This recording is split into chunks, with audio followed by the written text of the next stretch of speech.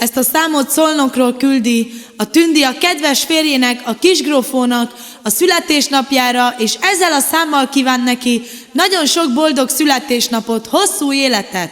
És a két szép kisfiúk, a Cinogrófó és az Ármándó is szeretnének az édesapjuknak kívánni sok boldog születésnapot, és azt kívánják az Istentől, hogy éljen 100 évig, erőben, egészségben. Legyetek szerencsések! Boldog születésnapot, kisgrófó! Ezt a Tündi mondja a férjének, a kisgrófónak. Újra reggel van, s veled ébredek, és te itt vagy mellettem. Ó, én kedvesem, te vagy nekem a mindenem. Te veled gyönyörű az életünk, és van két szép kisfiunk. Köszönöm Istenem a Cinogrófót és az Ármándót,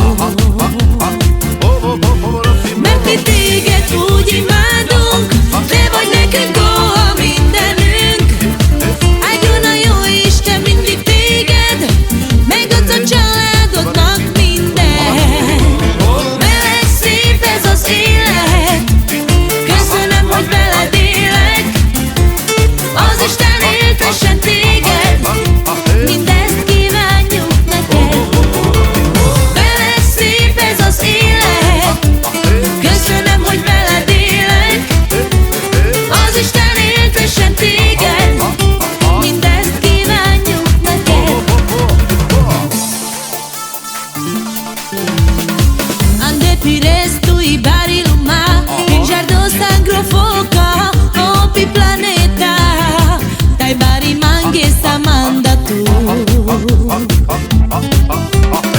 És utim da sameo sunto de, tavas mindig hetame, diloma daloma, selves baktale tavas. Devam torgyár télégrama, kikadott rájössz és ukján.